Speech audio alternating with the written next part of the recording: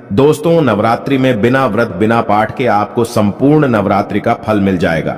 यह वीडियो ध्यान से देखना।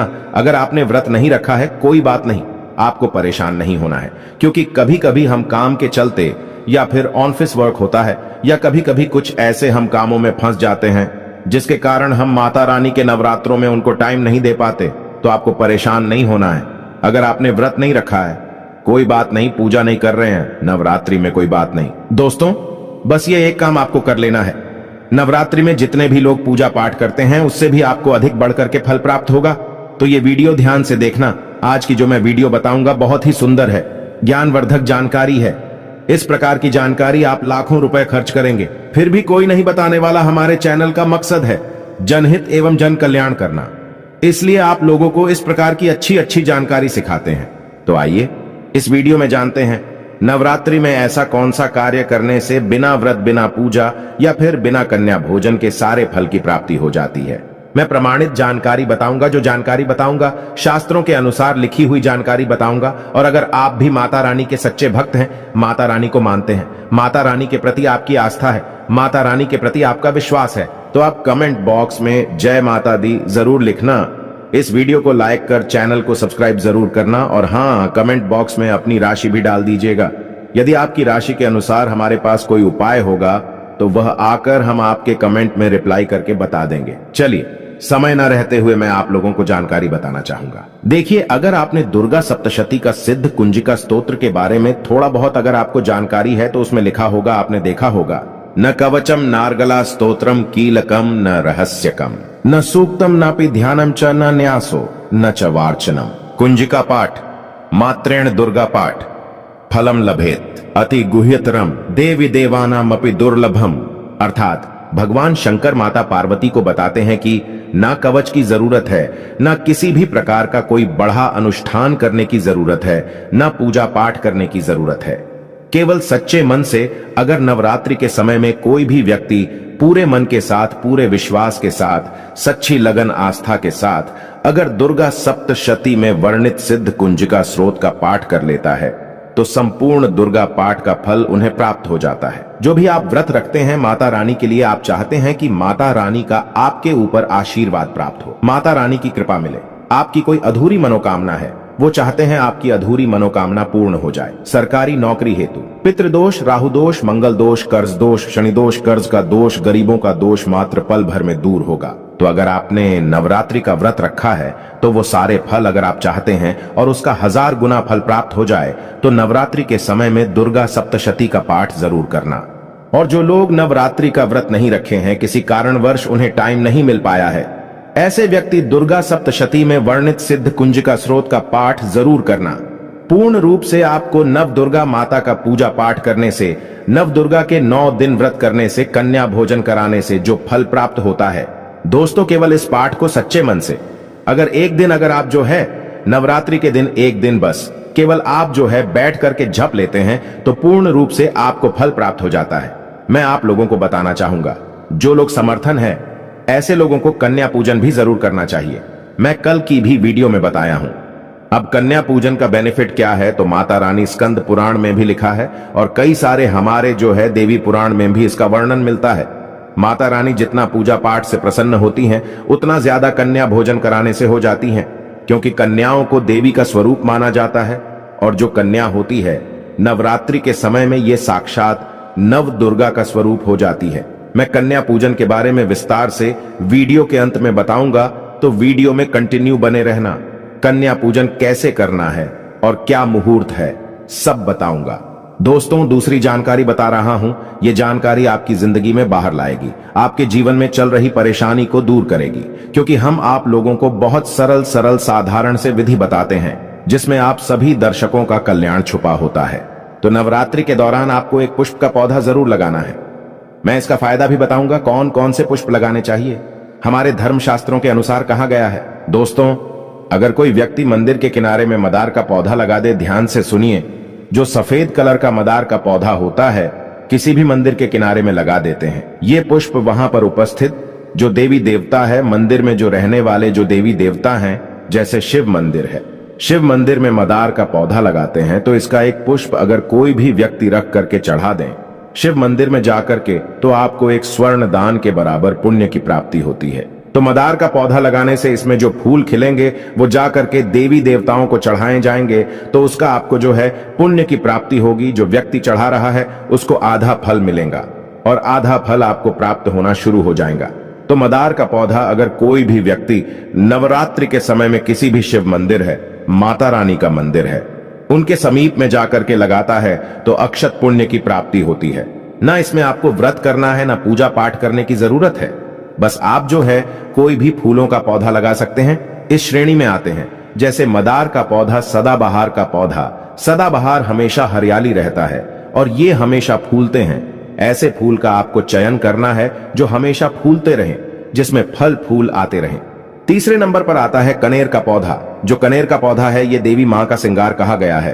कनेर के पौधे से अगर कोई भी व्यक्ति कनेर का पौधा सफेद कलर का अगर कनेर है तो फिर इसे अति उत्तम माना जाता है। कनेर के पौधे को पार्वती का स्वरूप कहा गया है। धर्मशास्त्रों में तो कनेर का पौधा चढ़ाने से माता रानी बहुत प्रसन्न होती हैं और गोदान के बराबर हमें फल की प्राप्ति होती है। आप चाहते हो तो गुड़हल का पौधा लगा सकते हैं। दोस्तों, मंदिर के किनारे में, देवी मंदिर के किनारे में अगर कोई भी व्यक्ति गुड़हल का फूल का पौधा लगता है तो हमारे धर्मशास्त्रों में ऐसा कहा गया है, गुड़हल के वृक्ष पर साक्षात मां जगदम्बा का वास होता है। जी हां, ये मैं कोई हवा में हवाई बात नहीं कर रहा हूं, प्रमाणित बात कर रहा हूं। धर्मशास्त्रों में भी लिखा है। आप माता रानी को 56 भोग लगाएं या ना लगाएं, कोई श्रृंगार का सामान चढ़ाएं या ना चढ़ाएं, इससे कोई फर्क नहीं पड़ता। लेकिन अगर कोई भी व्यक्ति नवरात्रि के समय में गुड़हल का पुष्प माता रानी को सच्चे मन से अगर माला पिरो करके 21 की संख्या में, 11 की संख्या में चढ़ा दी जाए तो उस व्यक्ति की वह मनोकामना पूर्ण होने से साक्षात ब्रह्मा भी नहीं रोक पाते हैं। गुड़हल का फूल माता रानी को चढ़ाने से नवरात्रि में आपने पूजा पाठ व्रत रखे हैं, पूजा पाठ कर रहे हैं, कोई बात नहीं। अगर आप व्रत नहीं कर पा रहे हैं, पूजा पाठ में टाइम नहीं दे पा रहे हैं, तो गुड़हल का फूल माता रानी को नवरात्रि के किसी भी दिन, एक दिन 21 माला पिरो करके, माला बना करके माता को चढ़ा देना, संपूर्ण व्रत का फल मिल जाएगा। आपने नवरात्रि का व्रत रखा हो या ना रखा हो, इससे कोई फर्क नहीं पड़ता। बस गुड़हल का फूल माता रानी को चढ़ा देना। तो ऐसा कहा गया है, कोई व्यक्ति अपने जीवन काल में अगर नवरात्रि के समय में गुड़हल का पौधा लगा देता है और इस पौधे में फूल आना शुरू हो जाते हैं और ये फूल अगर देवी देवताओं को चढ़ना शुरू हो जाते हैं तो माता रानी आजीवन आपकी बिल्कुल ही मदद करेंगी, आपके ऊपर अपनी कृपा बरसाएगी, आपको अपना पूर्ण आशीर्वाद देंगी और जब तक आप इस संसार में जिएंगे कभी भी निर्धन नहीं रहेंगे। देखिए, हमने आपको वीडियो के बीच में बताया था कि कन्या पूजन 2023 में कब है और क्या है। शुभ मुहूर्त आइए जानते हैं, लेकिन याद रहे कन्याओं को ऐसा खाना कभी मत खिलाना, नहीं तो उल्टा आप बर्बाद हो जाओगे। जानिए कन्याओं को क्या खिलाना चाहिए और क्या नहीं, और क्या उपहार देना चाहिए और कौन सा उपहार नहीं देना चाहिए। दोस्तों, इस बार के नवरात्रि बहुत ही शुभ और मंगलकारी माने जा रहे हैं। इस बार शारदीय नवरात्रि 15 अक्टूबर दिन रविवार को शुरू होकर और इसका समापन 23 अक्टूबर दिन सोमवार को होगा। ऐसे में 24 अक्टूबर दिन मंगलवार को ही दुर्गा विसर्जन होगा। जो लोग माता रानी की स्थापना करते हैं, मूर्ति स्थापना करते हैं, वह लोग 24 अक्टूबर दिन मंगलवार को विसर्जन करेंगे। दोस्तों, नवरात्रि की अष्टमी और नवमी तिथि पर कन्या पूजन का विधान है। इस बार महाअष्टमी तिथि 22 अक्टूबर 2023 यानी कि इस दिन रविवार है और नवमी तिथि 23 अक्टूबर 2023 दिन सोमवार को है। ऐसे में आप अष्टमी और नवमी को, इन दोनों तिथियां में कन्या पूजन अवश्य ही करें। कन्याओं को भोजन अवश्य खिलाएं। शास्त्रों में 9 दिनों के नवरात्रि को बहुत ही शुभ और मंगलकारी माना जाता है और वहीं 8 दिनों के नवरात्रि को अच्छा नहीं माना जाता। ऐसे में 10 दिनों के नवरात्रि बहुत ही शुभ माने गए हैं।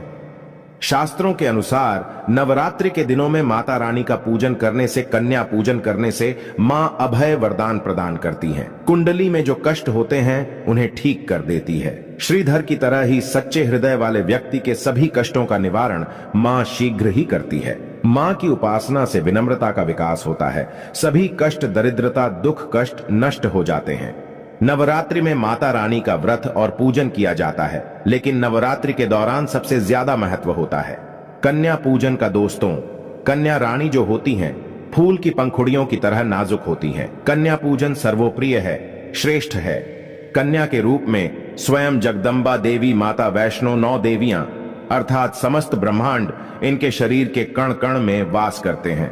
बहुत कम लोग जानते हैं 33 कोटि देवी देवताओं का वास होता है।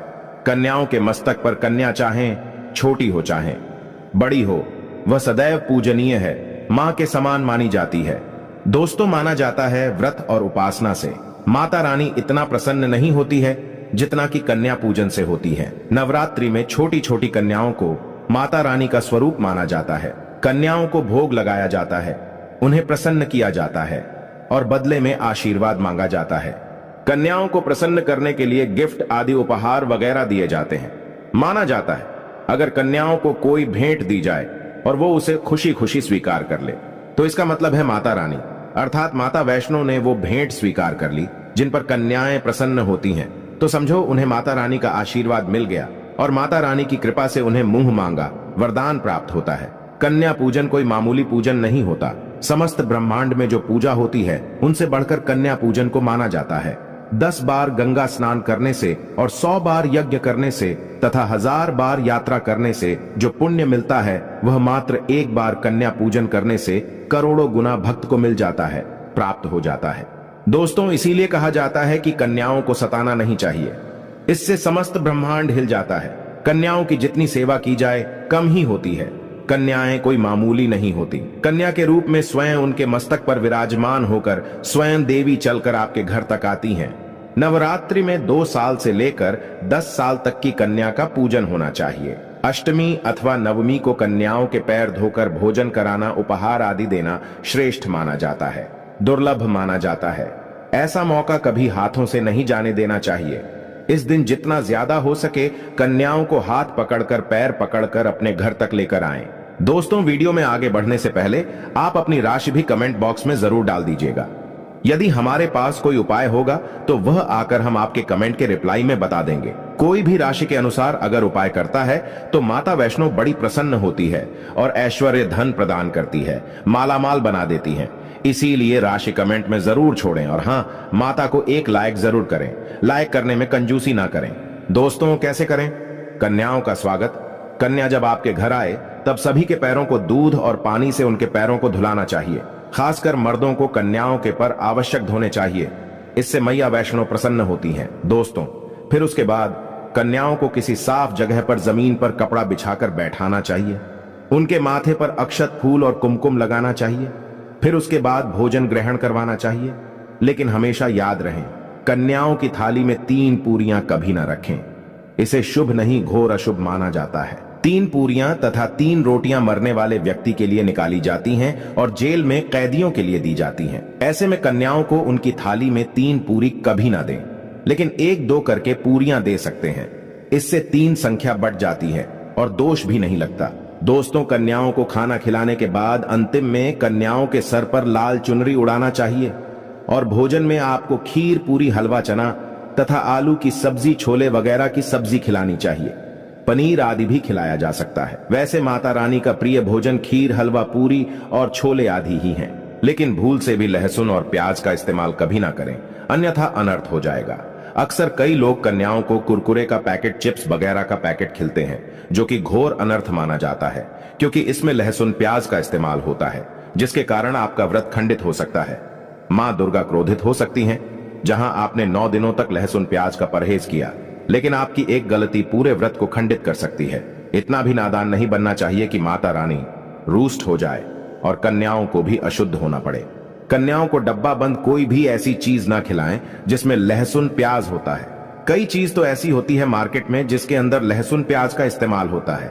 ऐसा आप कभी मत करना। दोस्तों, कई लोग कन्या पूजन में खाना घर पर नहीं बनाते और मार्केट से रेडीमेड लाकर ही खिलाते हैं तथा दही जलेबी खिलाते हैं, जो कि शुभ नहीं माना जाता। दोस्तों, ऐसा खाना वो लोग खिलाते हैं जिनके घर में मान लीजिए कोई दुर्घटना आदि हो गई है या घर में कोई बीमार है या कोई मुसीबत है, तब वो ऐसा करते हैं। लेकिन अगर आप स्वस्थ हैं, आपको कोई पीड़ा नहीं है, तो ऐसा भूलकर भी नहीं करना चाहिए। माता रानी दही जलेबी नहीं, आपके हाथों का बना भोजन खाना चाहती है, आपका प्यार चाहती है। फिर चाहे आप घर में एक ही पूरी क्यों ना बनाएं माता के लिए, पर आप स्वयं ही अपने हाथों से माता रानी को भोजन खिलाएं। देखिए, भले ही आप दही जलेबी खिला सकते हैं, परंतु माता को घर का बना हुआ शुद्ध भोजन ही अति प्रिय है। खासकर नवरात्रों के दौरान घर में पक्का खाना अवश्य बनाना चाहिए। माता रानी बहुत प्रसन्न होती है। घर का बना पक्का खाना ही कन्याओं को खिलाना चाहिए। हमेशा याद रखें, कन्याओं को प्लास्टिक के बने दोने में खाना नहीं खिलाना चाहिए। ऐसे बर्तन पूजा पाठ के लिए शुभ नहीं अशुभ होते हैं, क्योंकि प्लास्टिक के ज्यादातर बर्तन जो होते हैं जानवरों की हड्डियों द्वारा बनाए जाते हैं, इसीलिए ऐसा पाप मत करना। कन्याओं को हमेशा स्टील के बर्तन या पत्तों से बने बर्तनों में ही भोजन कराना चाहिए, बहुत ही शुभ माना गया है। अगर पेड़ के पत्ते में भोजन कराते हैं तो माता अभय वरदान प्रदान करती है।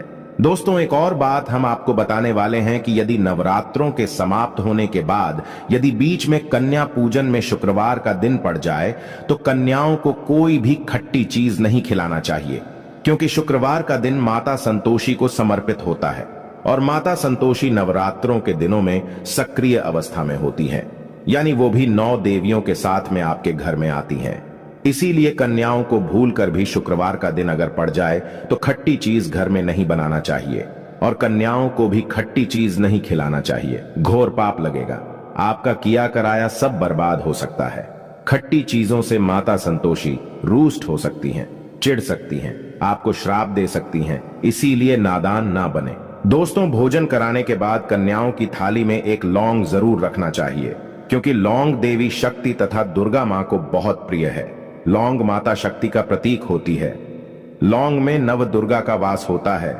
इन 9 दिनों में माता रानी को लौंग का भोग ही लगाया जाता है, तो खाना खाने के बाद कन्याओं को लौंग अवश्य अर्पित करें। माता रानी को अमृत से बढ़कर लौंग प्रिय है, इसीलिए कन्याओं को थाली में चुपचाप एक लौंग जरूर रख दें।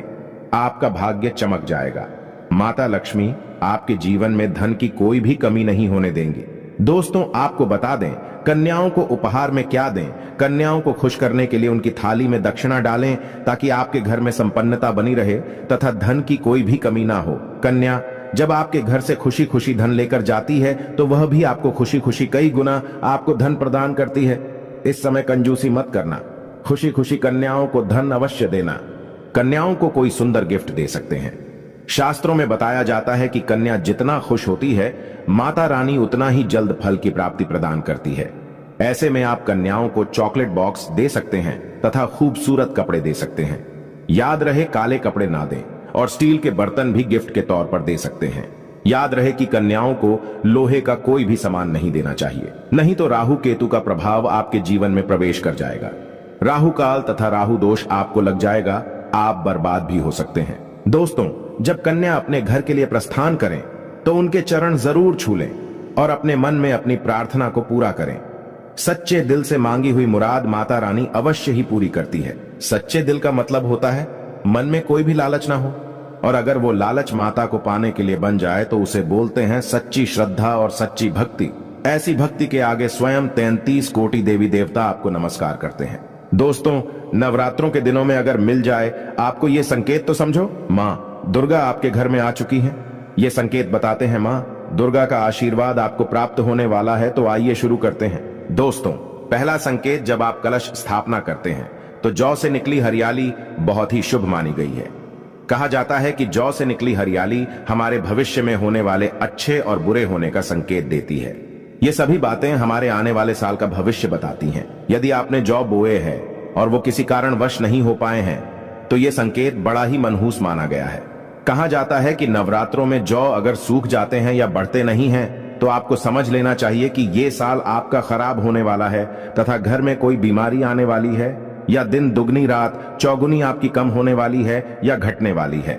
दोस्तों, ये धन हानि का संकेत माना गया है, क्योंकि आपने कोई ना कोई गलती ऐसी कर दी होगी जिसके कारण माता रानी नाराज हो गई हैं। इसीलिए माता से आप क्षमा अवश्य मांग ले। माँ अपने भक्तों को अवश्य माफ करती है। एक माँ ही होती है जो अपने बेटे को, अपने लाल को हर गलती पर माफ करती है, लेकिन ऐसा बेटा किस काम का जो माँ से माफी ना मांगे। इसीलिए माता रानी से अपनी गलती की माफी अवश्य मांग लें। मैया वैष्णो अपने भक्तों को कभी निराश ही नहीं करती, बल्कि उन्हें धन धान्य से और खुशियों से परिपूर्ण बना देती है। और दोस्तों, यदि जौ हरे भरे हो जाते हैं तो ये शुभ संकेत होता है।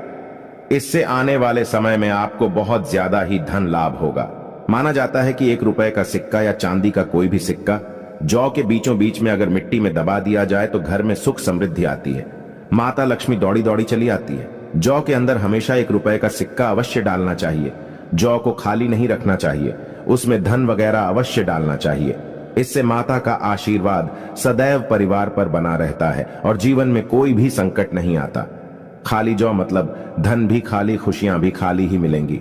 दोस्तों नंबर 2, यदि आपकी नींद नवरात्रों के दौरान सुबह 4 बजे के आसपास खुलती है तो इसे बड़ा ही शुभ संकेत माना जाता है, क्योंकि ये समय ब्रह्म मुहूर्त कहलाता है। इस समय देवी शक्ति अपने सच्चे भक्तों को ही जागती है। इस समय उठाना मतलब माता की कृपा प्राप्त करने के बराबर माना गया है।